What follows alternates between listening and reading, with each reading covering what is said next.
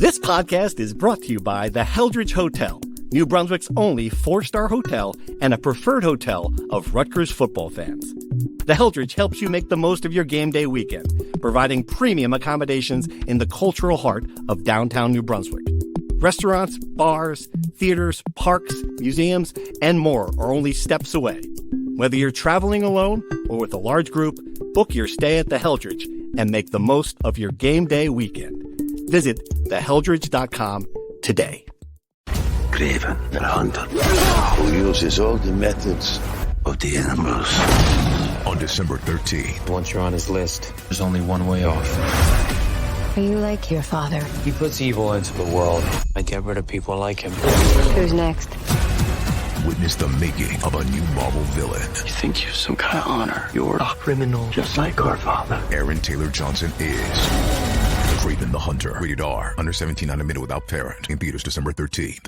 From NJ.com and the Star Ledger, welcome to the Rutgers Rant, your one-stop podcast for the Scarlet Knights, with your hosts Steve Politti and Rutgers insiders Brian Fonseca and Pat Lenny. Let's start shopping. All right, everybody, welcome back to the Rutgers Rant. Politti here, Fonseca, Lanny. Got a lot to talk about. It's like a busy day. I didn't think this would be a busy show, but we got news, key member of the coaching staff departing. We've got a recruiting class to break down. We've got the portal door swinging open on Monday. We've got basketball game at Ohio State to break down.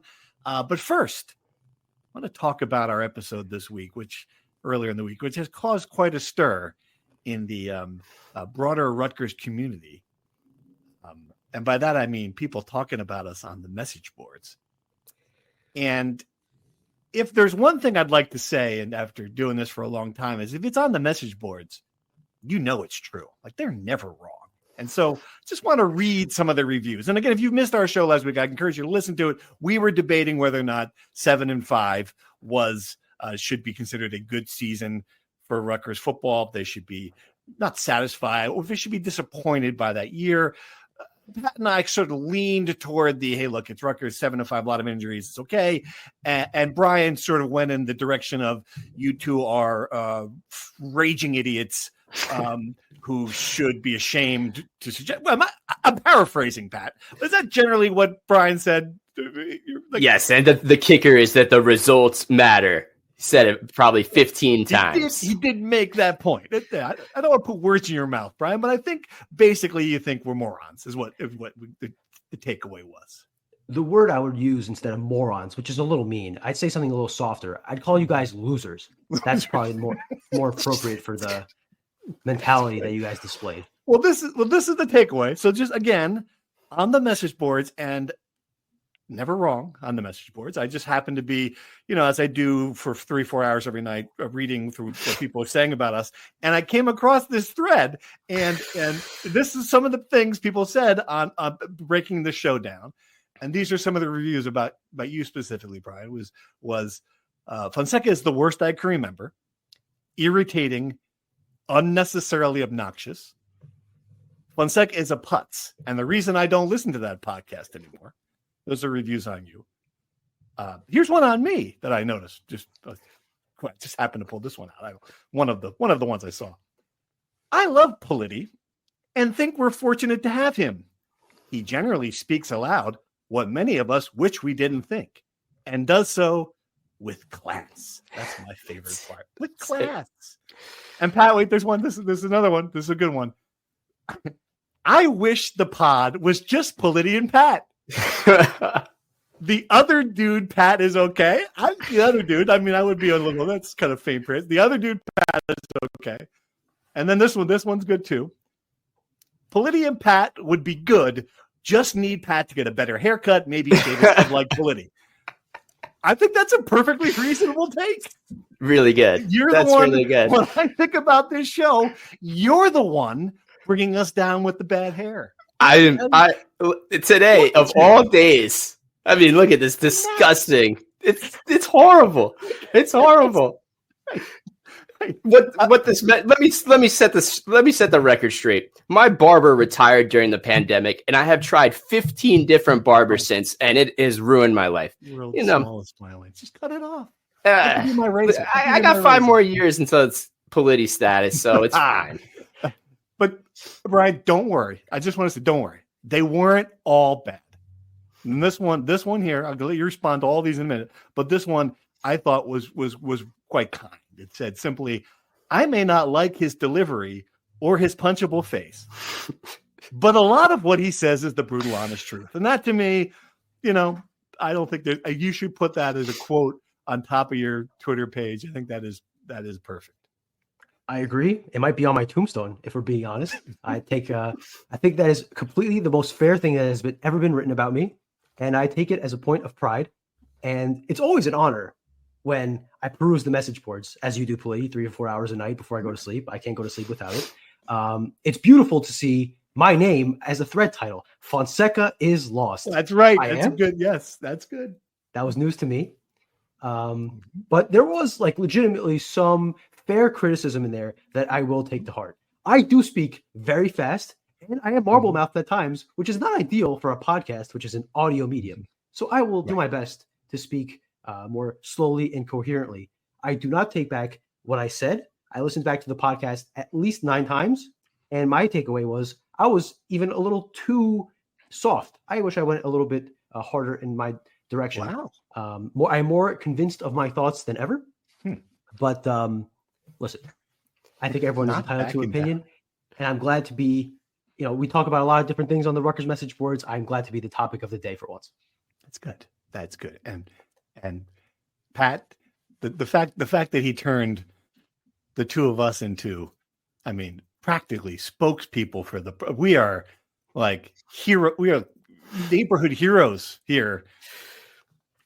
That's all you need to know. Yeah, practically Homer Simpson over here. Look what he did to us. Look what he did to our image. I used to be a tough guy. Now I am. Let me read this again. I speaks aloud what the people are thinking and does so with class. With class. With class. That's it. Damn straight. That's it. Columnist of the year. Just the voice of the people. And if it just wasn't for that freaking head of hair on you, this would, we'd have a show, right? Yeah, I think so. The classy columnist. I just want to say, what's the saying? They don't boo bums or something to that effect. They don't boo bums. They don't boo bums. They don't boo bad players. They don't boo the guys that don't matter. They only boo the good players. I see what you're saying. You just feel like a hot take. Yes, you're they're talking about you. So that's modern. That's modern journalism at its finest, right? I feel kinship to KYK, who is a message board legend. That anytime he posts anything, there's a 10-page thread about it. Right. That I feel like the KYK of the Rutgers podcast universe. You're going to be that guy. I'm going to be that guy. That's fair. Let's talk about some real stuff here, because we do have a lot of stuff to talk about. I thought we'd start with Joe Harris-Simiak. Important piece of news, leaving for the UMass job. I got to tell you, a little surprised by that. I not surprised he left. A little surprised by UMass. It just seems like a horrible job. The last 4 coaches, none of them cleared 280 as the winning percentage before they were either fired or replaced or whatever. I don't know what he thinks he's going to turn around. We didn't hear from him. We did hear from Greg Schiano briefly, although Brian, you also pissed him off. something else in your week, asking questions about this, which is hilarious. Another moment you've had quite a week. I do want to say, surprised? I do want to say, so I just to kind of clarify this, someone had a very funny tweet to me about 5 minutes before we started recording. So I showed up late to the press conference. I was coming back from talking to Peter King's class in Seton Hall, an honor of a lifetime. Truly, we could talk about that another day. But I was late because of traffic coming down from Seton Hall. And I get there about 7 minutes late. I'm not quite sure what's asked. I figure it out. And, I hadn't asked my first question because I was late. So I thought I'd stretch my luck. And I said, Greg, I have 4 quick ones. And I thought both him and the great SID Jimmy Gill's head were about to explode when I said that. I only got 2 questions in. But anyway, the point being, I was late. Someone tweeted at me just now that I can no longer yell at Rutgers fans for being late to the games when I can't even make it on time for the press conferences. You were late because you were at Seton Hall, too. Should have kept that one. Should have kept that one to yourself. I don't, Peter King. I don't. We were seating the hall. I was going to tell Rutgers fans I couldn't get there in time to do my job. I was busy educating the students at your rival institution. That's what you're trying to say. It's good. It's good. All about transparency here. Anyway, back to Joe Harris-Simiak. Please continue your question. That's it. My question is: are you surprised he took this job? Pat, you want to take it, or you want me to? I'm a little surprised because everything he said publicly about being here at Rutgers, his family loves this place. He loves being a Jersey guy. He's done a great job here. And then we know behind the scenes, everything that happened was the complete antithesis of what he said publicly. So I'm not totally surprised that what is said in front of cameras is different than what's happening behind the scenes. I'm not oblivious, but right. I thought this Rutgers defensive coordinator job was a better position in the Big Ten than a struggling program that, while he may be having some resources, according to Peter Thamel, it's a tough place to recruit. It's a tough place to win. And, I get the lure of being a head coach, but is UMass that much better than Maine? It almost feels like a little bit of a taking a pay cut. No less. Well, not really. It's just not a big pay increase. Okay. But so here, let me be something rare, something I never am, the half glass full guy. Ooh. Let me try to pitch you why the UMass job kinda is attractive. One, they've stunk for 10 years as an FBS member because they've been independent and they've had to kind of just travel all over the country and play good teams like Rutgers and haven't been able to kind of get a favorable schedule. That will change now that they're entering the MAC, have a lot more manageable teams, Miami of Ohio instead of Miami of Florida, etc. Two, as Pat said, there's going to be an investment in NIL and in staff sizes from the administration. According to Pete Thamel, he's going to have the highest staff pool of any program in the MAC, which clearly helps. And New England, as a couple of the recruiting sites, the Knight Report and the 247 site have noted, New England has exploded in talent over the past few years. You'd get 1-2 Power 5 prospects a year 10 years ago. Now you're talking 20, 30 guys because of those boarding schools and prep schools up there collecting a lot of talent. Michigan made a lot of headway in there and has collected a lot of talent from there. Joe Harris-Simiak coached at Maine for a few years. He's from the area. He knows it really well. So I think that he has the connections there that can kind of, you're not going to get the top tier Power 5 kids. You're going to find those secondary kids that maybe instead of going to a MAC school, they go to UMass. So I think there are things there. And, that, like we said, the bar to success is so low at UMass. Yeah. That what are they going to say? Oh, Joe Harris-Simiak is the 5th straight failure of a coach here at UMass. It's kind of just par for the course. So you either leave as, another guy who couldn't figure it out, or you're the guy that figured it out at UMass and you take that to another coaching job. I know last year he was in contention for the James Madison job. I don't know quite if he turned it down, if James Madison turned him down or whatever. That probably was a better job than this. But I think he's also at a point where he's been at Rutgers for 3 years. His stock is already starting to slip after 23. That was his best year. Maybe this is his best chance to kind of, take his shot. And if you fail at UMass, some other Big Ten team will hire you to be a defensive coordinator immediately after. Yeah, you make a good point about that. And I do, and I certainly do not think he was forced out or anything along those lines. It might just be time in some ways. 3 years is a long time in modern college coaching. The defense wasn't great this year, even with the injuries. I think it still should have been better. Certainly earlier in the year, a couple of games come to mind immediately, especially with the offense being so much improved. It was a problem. Pat, if you had to pick who the next guy is going to be, obviously Corey Heatherman is the name that keeps on coming up from a lot of places. Can PJ Fleck possibly let another guy leave his staff without being able to show his face in the Big Ten meetings? I mean, is that? What do you think if you had to guess? I know Brian had a really good list today. Heatherman's certainly a popular name. Stephen Belichick's a popular name, and these are guys that all have some sort of relationship to Rutgers or Shiano's tree.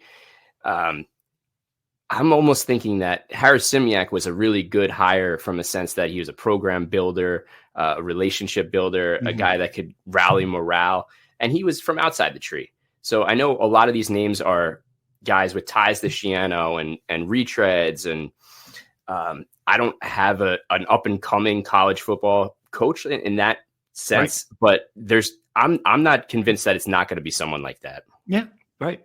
And in some ways, it'd be better to be someone like that, bringing some new ideas. I do think we saw with the offense when he brought back Kirk Shiraka, a name from his past. He was looking for a guy he knew he could trust, someone he had tried the route with Gleason, that unfamiliar name. This time, I think it's his baby. Like, it's his defense. The coordinator essentially is going to be putting in a lot of his own ideas. I think that makes it easier to go outside the family. So, Brian. Sure. I think Heatherman makes the most sense of anybody. He had a great year at Minnesota as his first year as a DC. He has experience as a DC at James Madison. The thing to me is that his connection to Rutgers is Joe Harris-Simiak. He's the reason he was there in the first place. And it's much more difficult to poach him this year because PJ Fleck finally learned his lesson. And in Heatherman's contract, according to 247, there is a clause that if he goes to another Big Ten school, he has to pay the rest of his contract 100% buyout, which very smart of PJ. That would be $850,000. That's his salary for his next year. That's his last year of his contract. And Rutgers, from what I've understood of the contract, I could be wrong, but because Harris-Simiak is going to a head coaching job, he does not owe Rutgers any of the buyout. So it's not like he can take money from that and put it into paying for Harris-Simiak or Heatherman. You'd be paying essentially two salaries in one. You'd be paying his Minnesota salary, and then you'd be paying his new salary at Rutgers, which would have to be 7 figures to kind of, entice him out of Minnesota. Yeah. Is that worthwhile? Does Heatherman want to go to Rutgers without Harris-Simiak? Those are all fair questions. I don't know.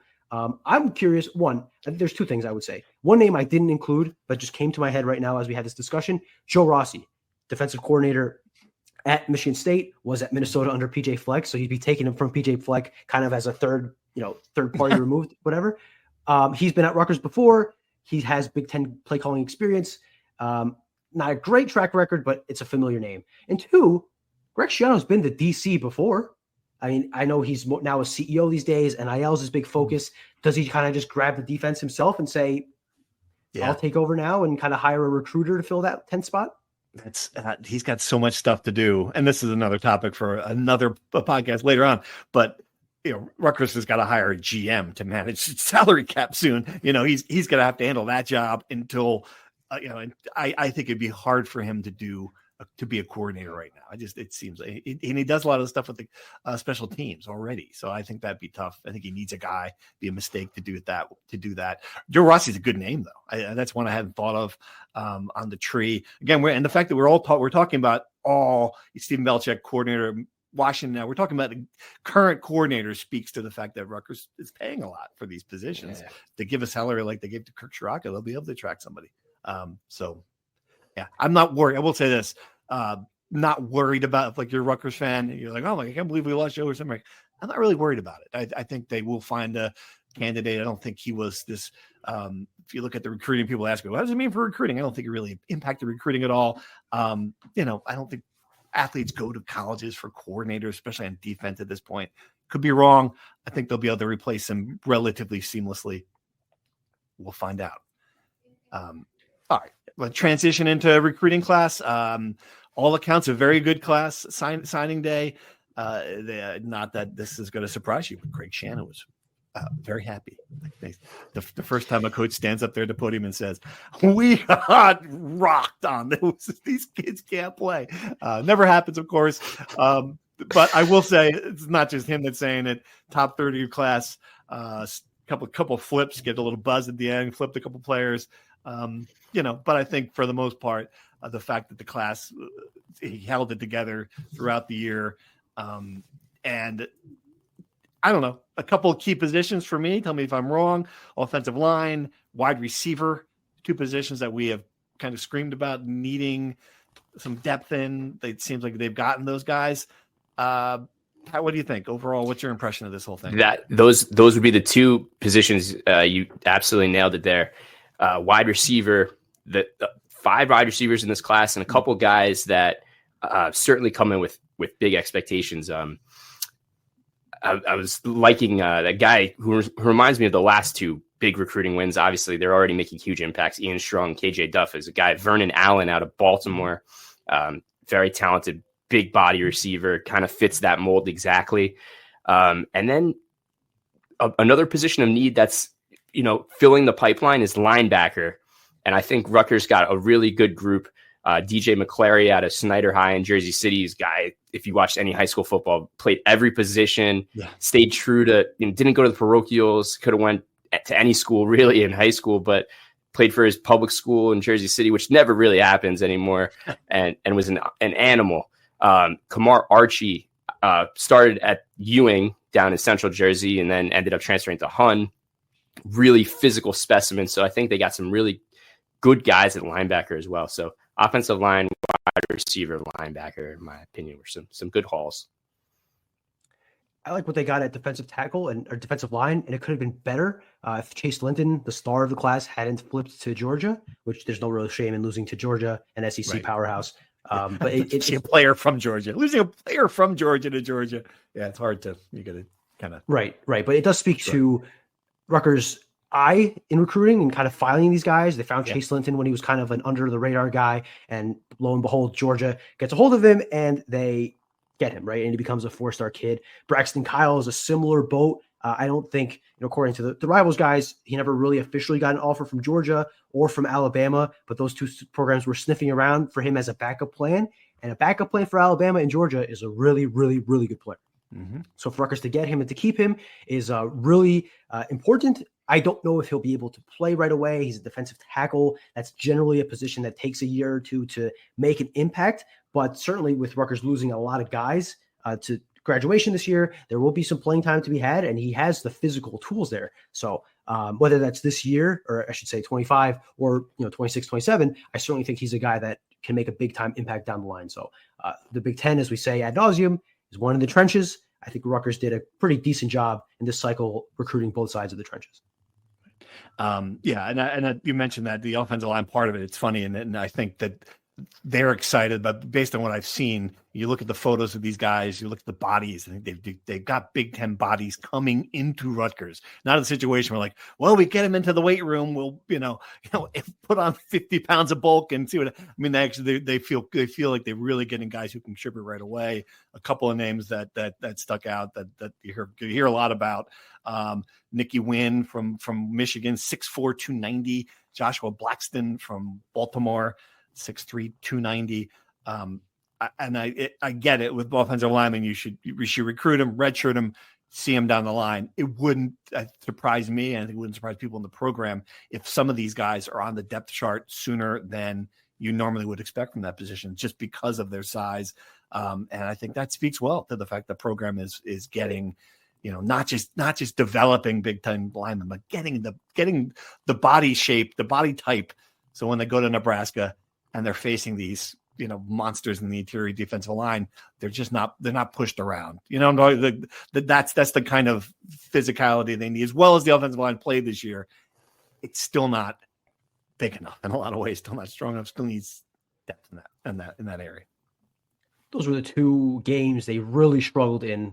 Nebraska, Wisconsin, programs that historically have these big corn-fed boys in the middle of the defensive line that push people around. Yep. Less of a finesse team. So certainly think that's important. I think that these kids playing early would be a credit to them and the recruiting Rutgers had. It's kind of also to the detriment of the lack of depth and older guys they have in the room ready to fill in. Right. But look, we'll break this down in a bit here, but offensive line, the only position you're really losing a guy and worried about is left tackle. Holland Pierce leaving. It's going to be a big hole to fill. But otherwise, you got left guard, center, right guard, and right tackle all coming back. You feel pretty good about those guys, I'd say. Right. All right. So let's dive into that portal fun. Portal opens on Monday, as I mentioned. Kind of 2.5 weeks of crazy. So I thought we'd break it down this way. We'll go position by position on the team. Look who they've got coming back, and then do two categories. One is the portal need level. Like how much on a scale of 1 to 10 does Rutgers need to get players at this position from the portal? And then the portal fear level, which is a way of saying how scared is Rutgers of losing players in the portal? Because obviously it is a two-way street. And while Rutgers has not yet in football lost a really key player, a couple of contributors, but no like, holy crap, I can't believe we lost blank in the portal. It's always a fear in this day and age, especially with the current situation with NIL. So you guys ready for that? Sound good? Good plan? quarterback. Absolutely. Let's start with quarterback. The best player Rutgers has ever. I think it's easily the best player Rutgers has gotten in any sport in the portal. Ooh, you're going to kill Cam Spencer on me. But I'm going to say Ethan Kaliakmanis, quarterback from Minnesota. It's the best quarterback they've had in the decade. He is back next year. AJ Surace, Johnny Shepard backing him up.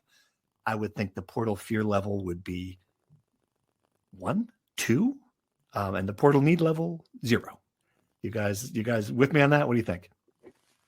I'll go 1 because I'm not going to say 0 because I'm not going to leave myself, open here to looking dumb by doing an absolute. Right. But I would be just beyond surprised, beyond shocked if Ethan Kaliakmanis doesn't spend his last year at Rutgers. Loves Kirk Ciarrocca, loves Greg Schiano, loves the program, loved his first year here. Him and his family are very happy to be here. I think everyone saw it as a win-win, successful season. Yep.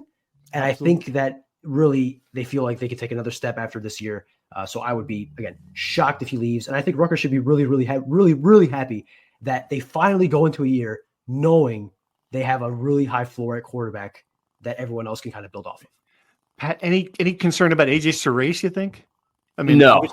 I think the plan for AJ Surace is exactly what kind of lived up to what happened this year. Johnny Shepard was going to be the backup, and AJ Surace would kind of be a guy that learned, grew a little bit, and then kind of took the reins when he's ready. I still think that's very much the plan.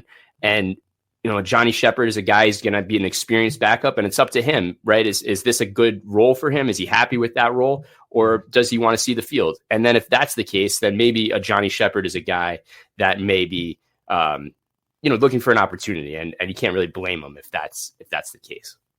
Right. And people have asked, we don't hear a lot about AJ Surace, and that's a good thing.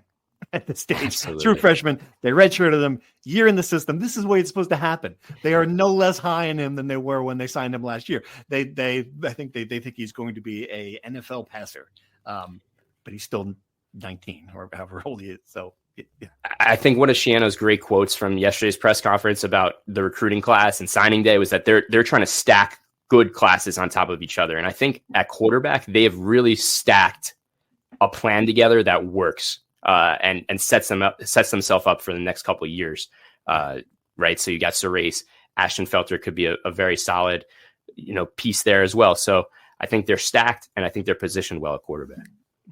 And I think if Johnny does leave, I think you feel okay about Surace being the backup. I don't think you have to rush to the portal to get a backup, especially because that's a hard position to recruit in the first place. How many times over the past 10 years, Steve, would you guess that at some point in the season you'd hear a hashtag free Surace call? Probably a majority of them, right? Of course. Yes, absolutely. Yeah. And maybe a little bit of after the Nebraska game where, obviously the entire offense was dysfunctional. But otherwise, no. Yeah. It was Ethan's the entire year. People should be happy with the way he played because he was very good for much of the year. All right. Running backs coming back. Sam Brown recovering from a ACL tear. Antoine Raymond, Jashon Benjamin on the red shirt. Both of those two guys we think will play in the bowl, Raymond and Benjamin. Portal need level, I'm going to put it like at a 1 or a 2. You can always have depth for that position. Portal fear level. It's an interesting one. Since they're talented players and they're young, I cannot dismiss it. But Sam Brown coming off an ACL, I think that's going to be hard for him to move. I'm going to put it out at 5. Thoughts?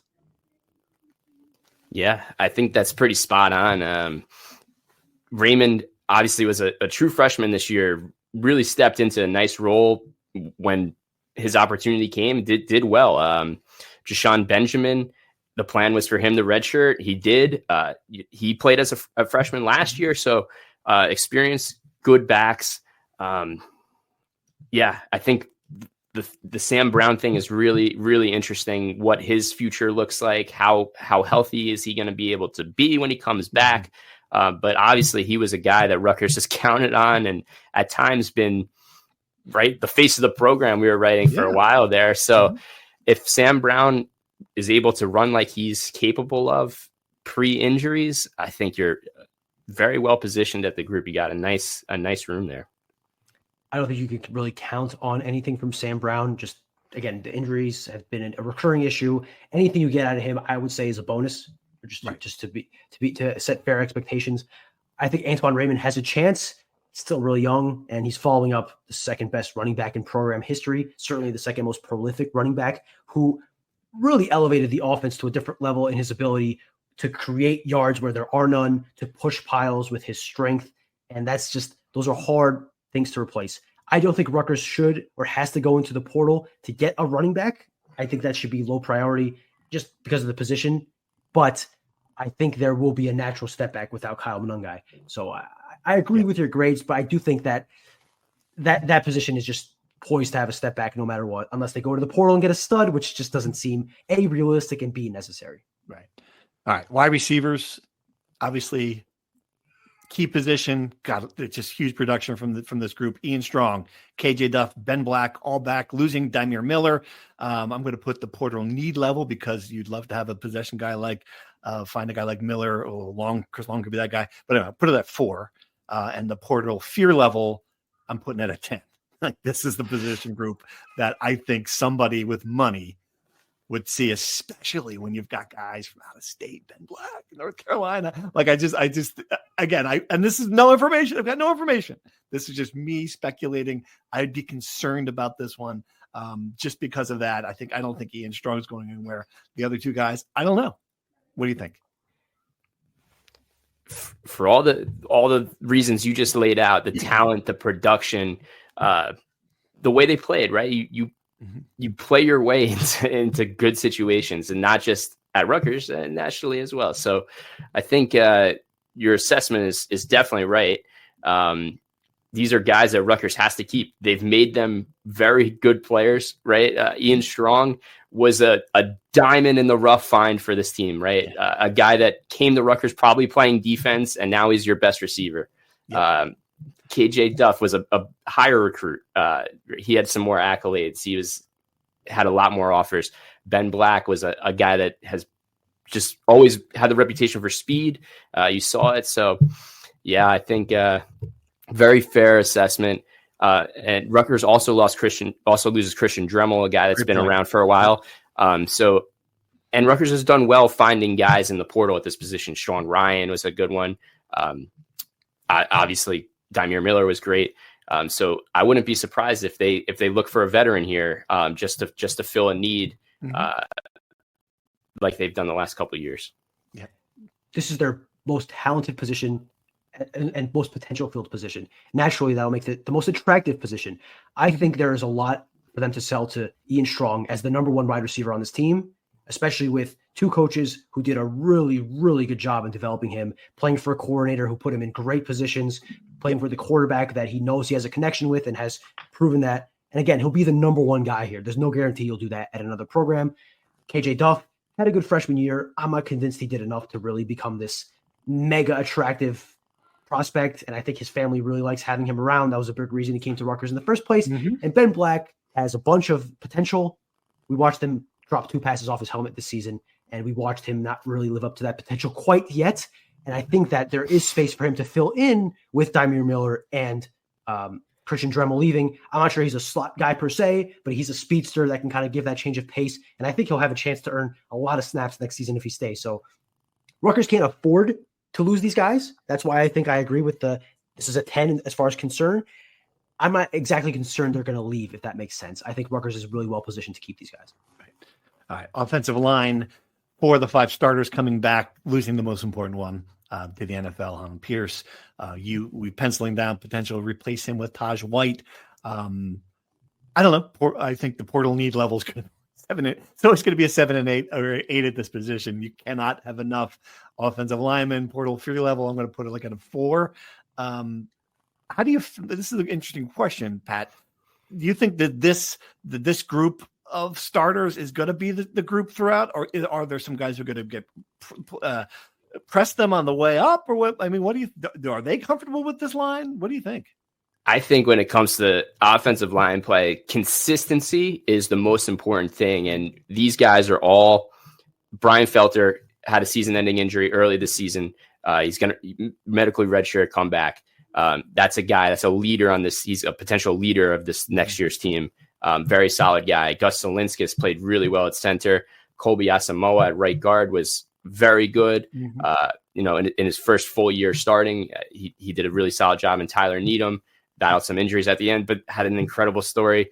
They love Tyler Needham at the end. Where he came in and played tight end, and then played tight end. Yeah, it was incredible at Michigan State. Mm-hmm. So you feel good about the consistency there, and the development has been good. And really, the story of the offensive line, you can pinpoint the whole season around what happened with Taj White when he came in to fill in originally a left guard for Brian Felter when he went down.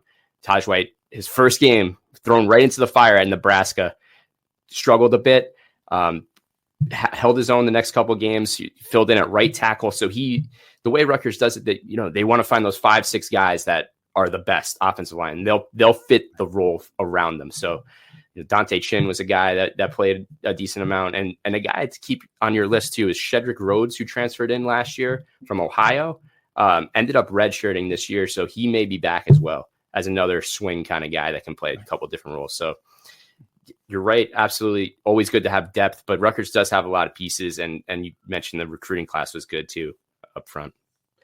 I think this will be the most competitive offensive line they've had in a long time, as far as the other 4 positions. Like Pat mentioned, a lot of names that could, like Dante Chin could certainly compete for time at left guard. Shedrick Rhodes played guard and tackle. Like he can certainly compete. I think Tyler Needham, Gus Zielinskis, and Brian Felter are pretty locked in, right? Like those guys have been pretty consistent. Kobe Asimo probably as well.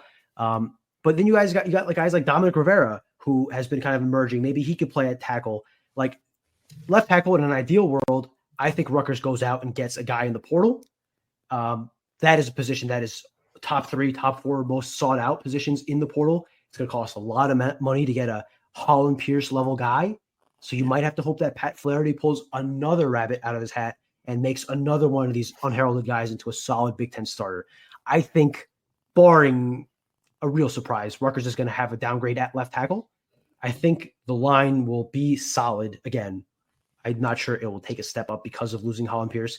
But again, unless there's an exodus we don't anticipate, I think the level we can expect, the floor for this group, is the best Rutgers has had between last year and next year of any Big Ten line they've had since joining the Big Ten. I think that position is so much better off now than it was at any other point in the past 10 years.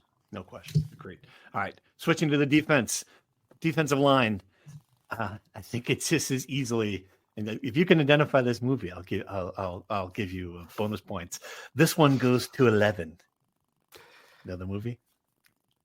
Yes. It's the rock band. Oh man. Oh, Spinal Tap. I love it. A cultural reference that Lanny and I can agree on. This one goes to 11, portal need level. 11, red alarms, sirens. This is where I think every resource they have in the program is going to have to go to addressing this position in the offseason, not just because you lose two very, productive players in Keontae Hamilton, Aaron Lewis, but just because it wasn't that good this year anyway. I mean, even if Gus,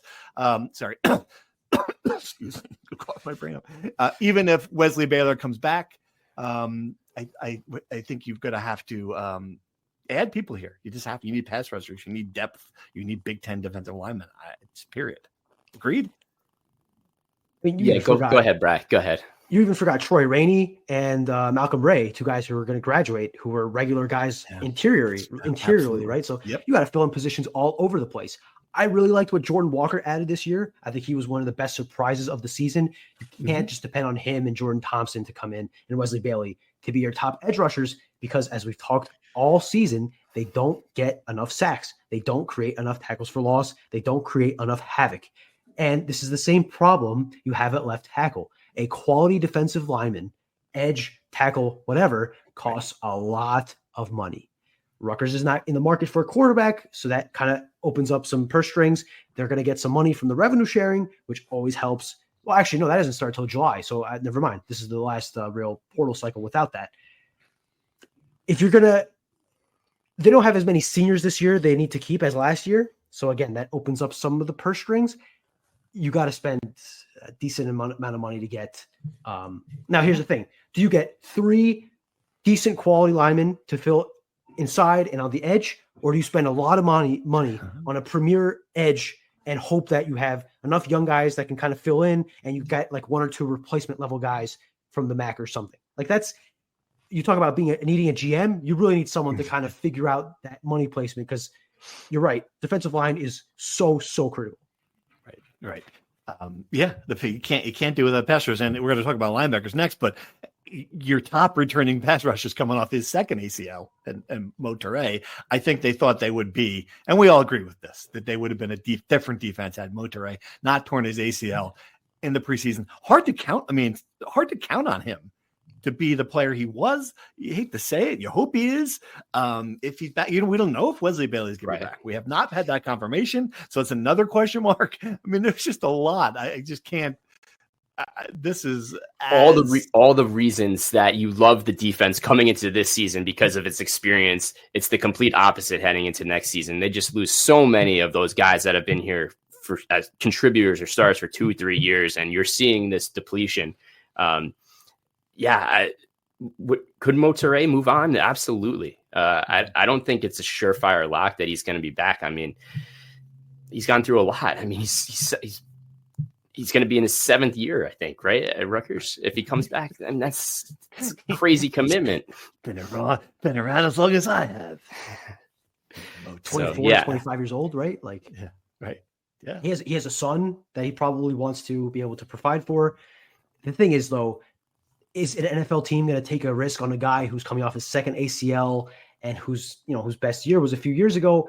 He probably does want to do the same thing as what he expected to do this year, which is come back for one more year, have another breakout year, prove he's healthy, and go to the NFL. But again, to the point that he's 24, 25 years old, the clock is kind of running out as far as his value to the league. So a very tricky situation here for Mo Toure. I certainly agree with Pat that he said a tweet earlier this week that got people all kind of riled up and trying to do the mistake of cryptically reading what a 24-year-old college kid is tweeting about. But I think that kind of speaks to the importance of Mo Toure to this team. I think Rutgers certainly could use him back. And I think, not to speak for him, not to make his decision for him, I think the best decision for all sides would be him returning to Rutgers. But I spent 4 years of college and I was sick of it by the end. I can't imagine after my 7th year wanting to go back to another, lecture hall or whatever. I'd go back right now for 3 more. Absolutely. Could you imagine? That'd be like a Rodney Dangerfield movie. Like you go back for a couple more years. All right. Linebackers, Toure. We talked about Jabome, Abram Wright, Moses Walker. So portal need level, I put it at 5 or 6. Portal fear level. This is, again, anytime I've got young guys who are talented and have played and have film on them, I'm concerned. So I'm putting it at an 8. I mean, I think that they could attract some. I'm not saying they'll get a leave. I just think they will attract some interest. Thoughts? Yeah, Jabome was one of the breakout stars of the Big Ten this season. You see his highlight film plastered on social media, over 100 tackles. Really a great season for him. He was going to be that third guy and kind of just work his way in. But he was thrust into the lineup when Toure went down, and he did a really good job. So when you exceed expectations, your stock rises tremendously. So I totally understand the premise there. I think you're right. And then early on, we talked about the depth at linebacker, how they were pressed into action. Abram Wright, Moses Walker, Timmy Hines-Speeder got some play. So yeah, you got to see the future of that position, no doubt. So it's all there to analyze. It's all on film. Mm-hmm. Is there a need there, Brian? You think? Yeah. Two quick things. Jabome is going to be a starter next year, right? Barring surprise, right? 100%. So he certainly has that guaranteed here. Much like I said about Ian Strong, like you have a role here that is not guaranteed anywhere else. So that's certainly going to be a factor there. He's also going to be on his 3rd linebackers coach in 3 years of college. Heatherman left last year. Harris-Simiak just left. I don't know how much impact that has for guys these days. I really don't, but certainly something to factor. I would say this. If Mo Toure comes back, you feel good about that position. Maybe you add a guy to add a guy. I think you feel good. If Mo Toure goes to the NFL, which I think is probably his only other option, I just can't imagine Mo Toure goes to the portal. I mean, never say never, but I imagine he's deciding between NFL or Rutgers. If he goes to the NFL, I think your need for a veteran linebacker is a 10. I think you really need to add a guy. You saw what happened to that group when Tyrone Powell was not playing often or not playing at all. Whole different ballgame when you had a veteran guy next to those guys. So and we're forgetting, you're losing Powell. You're losing your most important, I would say your most important player in the defense. You're losing him.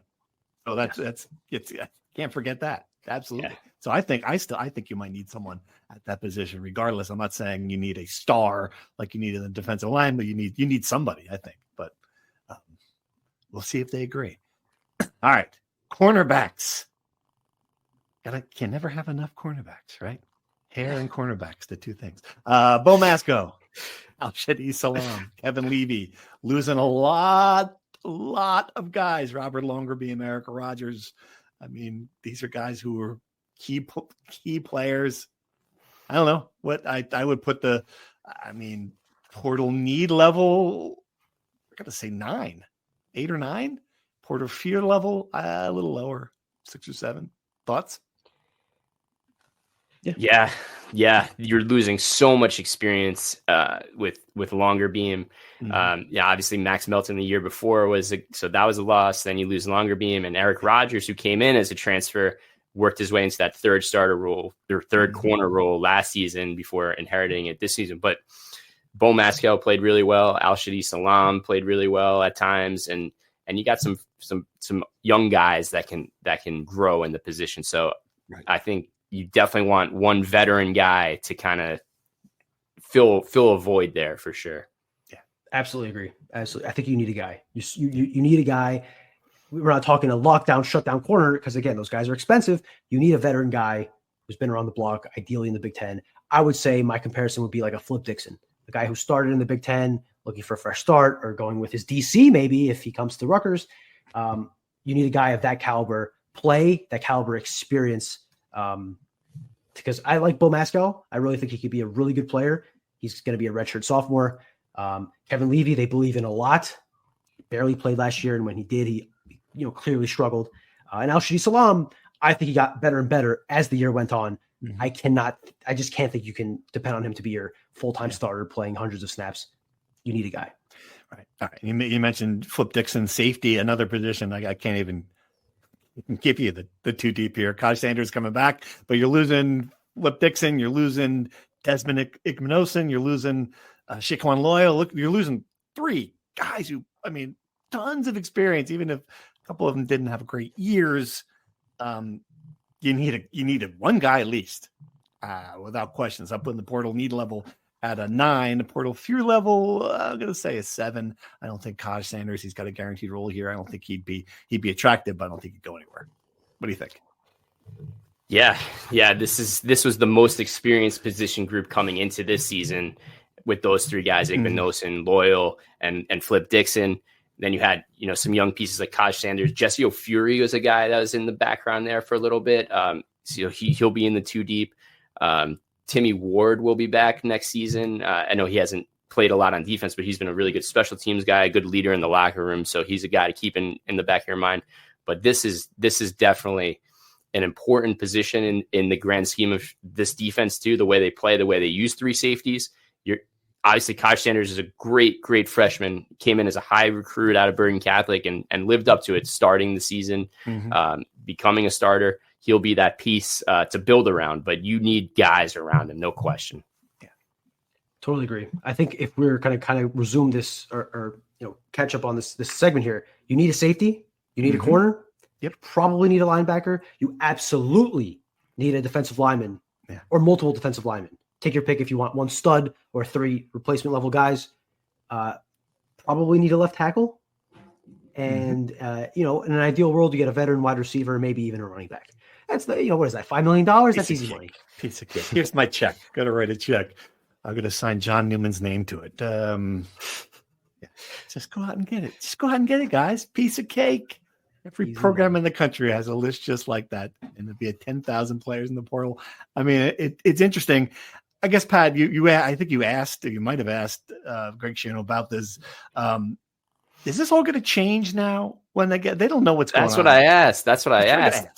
I tried to ask. You tried to ask. He doesn't know the answer. I think that's right. Well, listen, let's preface this by saying the question was about how do you recruit in the revenue sharing era, because this is going to change everything, how you pay players, what percentage of the pie goes to the players, how do you guarantee contracts. So all of that still needs to be worked out in the court of law first and foremost. So he did say that. I give him credit for that. But specifically, yeah, I don't know how this changes how you go about recruiting from the portal, because right, like that, it only increases pay, I would think, or what people expect from the portal.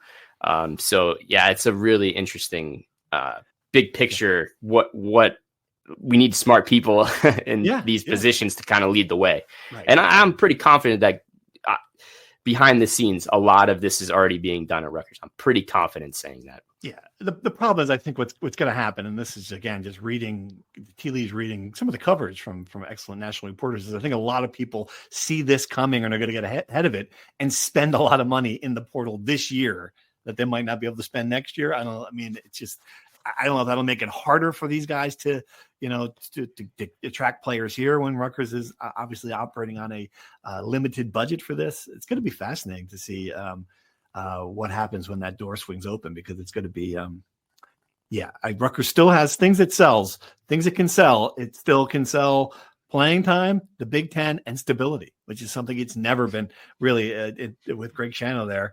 You know what you're getting.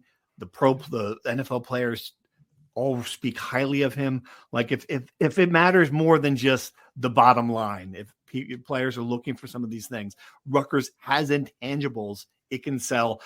Kyle Monungai, people like that will speak to other people in the portal. The word is it's a good place to play. It certainly hasn't been that. I think that's going to help. But, I mean, a lot of uncertainty in college football, to say the least. All right. Bowls, quick update on bowls. We got nothing. Yeah. We got nothing. We made some phone calls. We got a little bit. I don't know. You guys, what do you have?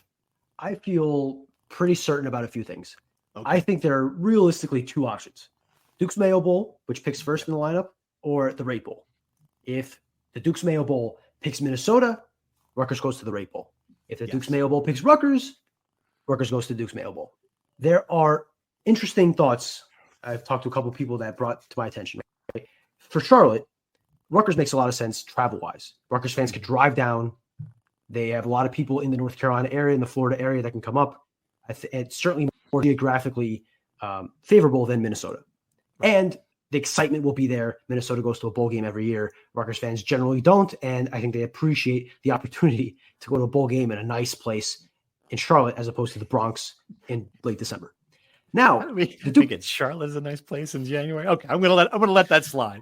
All right. Compared to the Bronx, degrees. It might as well be Bora Bora. So the opposite is that the Duke's Mayo Bowl, for people who watch it, is clearly a personality-driven bowl game. They dunk mayo on the coaches' heads, for God's sake. It is all about fun. You know, they got announcers eating wild things in the press box. And if we compare, at least publicly, how these two coaches are publicly in press conferences and in press appearances between PJ Fleck and Greg Schiano, one of them clearly has more personality than the other. One of them clearly can sell the life out of a bowl game to the public that really wants eyeballs on the TV, that really wants people to be tuned in. Do you think a college football fan from Nebraska would be more interested to see PJ Fleck take a bowl of mayo to the face or Greg Schiano? To me, I think the reason why someone in Nebraska is watching the game, though, can it really be? I mean, come on.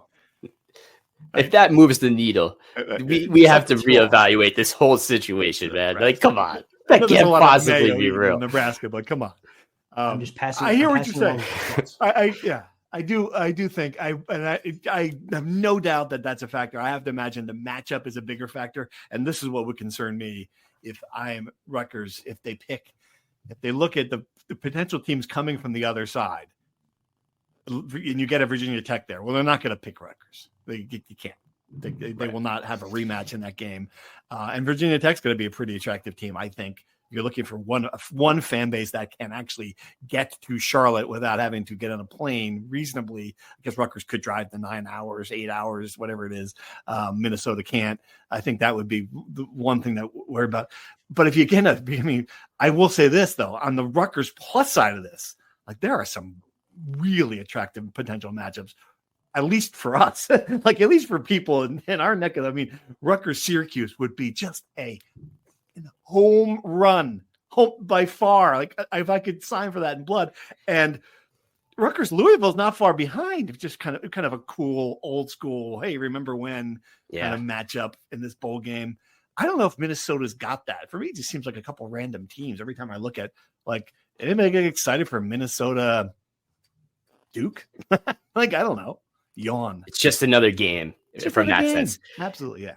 So it all comes, like Brian said, it all comes down to, in my view at least, how does Rutgers stack up against Minnesota, right? If you're gonna pick, right, like I don't know. I still think that Rutgers is a more attractive pick for a lot of reasons. And they beat them head to head. I keep coming back to that. The world disagrees with you, which is interesting. All the rejections disagree with you. Yeah, and I don't know that I think I agree with you, but I don't know that everyone else. It's interesting. We talked about it last week. So a couple of people chimed back and said Minnesota does travel, but I mean, get to travel to Charlotte? Is it going to be that big of a difference? Can Rutgers sweeten the pot? Are there some negotiations going around in the background? Right now, if I had to handicap it, I would say it's 65% rate bowl, 34% Mayo, and I'm going to leave the 1% for something crazy. What do you think, Brian? That's about right? I'd give a little bit more juice to rate bowl, maybe 70%, 75%. Yeah. I certainly think the Duke's Mayo Bowl is more possible today than I thought 2 days ago. Would I be surprised? No, if they go to Duke's Mayo Bowl, but if I had to bet my life and all my life savings, I would put it on the rate bowl. Okay. Well, we wouldn't want you to bet after you got back from Vegas. Please, no more gambling, no matter what it is. I don't know what you have to spend money on at this stage of your life, but you might have children someday. Can't go in debtor's prison here, so don't bet on that. All right. So the next time you hear from us, we'll have the answer to this question. Yeah. Until then. All right. There's no real matchups to root for either, to be clear. The 4 Big Ten teams are pretty much locked in to the playoffs, so none of that can really matter. So you're just in wait and see mode essentially for the next 5 days, which is a weird feeling, I think. Yeah, and I do think there's conversations in the background. Like, I don't know, teams these bowls have some pull. There could be some, we really want. I think for me, if I am the Yankees, I want Nebraska badly. Like, I don't know if they're saying, let us have. And we took, it's in college, but whatever the heck it is, let us have Nebraska this time. Certainly, I think Michigan's going to be one of the Florida ones. Iowa's going to be ahead of them. Teams they don't have to worry about. So I do agree with the analysis. They will have a choice between Minnesota and Rutgers, and then I do think number one is going to be the matchup that's going to make the decision. So not PJ Flex. He's a Shiano knockoff anyway. It's like having He's just having a Shiano person. Come on. No, but PJ is infinitely more energetic and lively and youthful and just he is made for TV. He is made for TV. Craig can turn on that BS meter if you want. You should see he was at the Gator Bowl. He was selling it up. He could be a show. He could be a great showman too. Not to the same level. I think PJ Fleck is top 1% in college football personalities. I really do. I mean, listen, you could think he's a phony. I don't blame anybody for thinking that, but you can't deny the guy is a powder keg of just energy, ready to burst at any second with some cliche about rowing the boat or Sky Uma, go Gophers, whatever the hell he talks about these days. Your boat. I got your boat right here. All right. We'll be back next week to talk about that. But before we go, we have to talk basketball. We got 57 minutes into this program before we sized up Rutgers' first Big Ten game at Ohio State. The Buckeyes looked like crap against Maryland last night. I don't know if that matters. Does it matter? Probably matters, maybe a little bit. What do you think, Pat? Do you think it's beneficial for the team that you're about to play to get absolutely rocked, or do you think they'll be demoralized from getting shellacked by Maryland? No, I think they will be more revived to show that was a complete fluke. But from the other sense, it showed all of Ohio State's flaws, right? That Maryland just, in the interior, it looked really bad for Ohio State. Right. So I think it's a coaching reset. It gives you that opportunity to say, all right, we need to completely redo this whole thing and figure something out. So maybe you get a whole new look at Ohio State. I think it's a bad thing for Rutgers. Remember when we thought Kevin Willard was making a lateral move going from Seton Hall to Maryland? Holy crap. Did he get at? This is another podcast topic we'll have when we preview the Rutgers Seton Hall game in a couple of weeks. But holy crap, did he get out ahead of an absolute disaster in South Orange, barely beating NJ.com. But yeah, I don't. It's funny because if you look at the ESPN prediction model, it still has Ohio State 82% to win this game. I'm a little surprised by that. That seems really high. I wouldn't be surprised if Rutgers goes out and wins the road. I know they've never won there. They left Vegas with questions that we talked about ad nauseum here. They still got Ace and they still got Dylan. And I mean, talent wise, I think they're going to stack up with Ohio State. Yeah, look, but the thing with Ohio State is they don't have a center now that Aaron Bradshaw suspended for domestic violence investigation. So that leaves them vulnerable on the interior.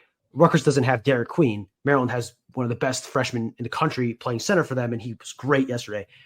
Rutgers doesn't have that in Obole and Lathan Somerville. So they can't really exploit that matchup. Now, Dylan Harper can exploit it by getting to the rim at will and finishing over a non-existent center. That certainly helps.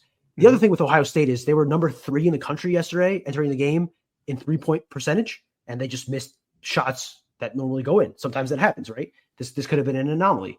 If they shoot to the level they had shown in the first month of the season, that's trouble for Rutgers, a team that just cannot guard the perimeter, leaves open shooters all the time. So that to me would be a big concern. Ohio State has a great point guard in Bruce Thornton, just elite. So I think he'll be a great matchup with Dylan Harper. I'm really looking forward to that. Be fun.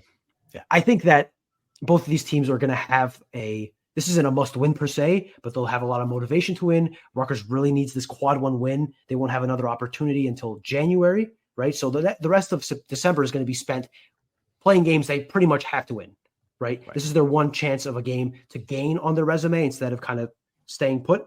And Ohio State's going to want to, prove that they're not 40 points worse than an average Maryland team, right? So it would be an interesting matchup. I think for Rutgers, it would be huge not only to boost their resume, but to finally win a game in Columbus. I know everyone's going to say they won there already, not according to the record book. This would finally check that box off. I'm sure it would help, make everyone feel better. And it's a good test to see how they stack up in the Big Ten. We saw how they stacked up against the SEC and more athletic guards. Not very well. The Big Ten doesn't have as much athleticism, so this will be a good test for a big week coming up between Ohio State, Penn State, and Seton Hall. So, right, excellent. All right, let's end it there. Signing off for Fonseca's punchable face and Lanny's unmanageable hair. I am the classy one on this podcast and in the message board. Steve Politi signing off. Thanks for listening. Thank you for listening to the Rutgers Rant.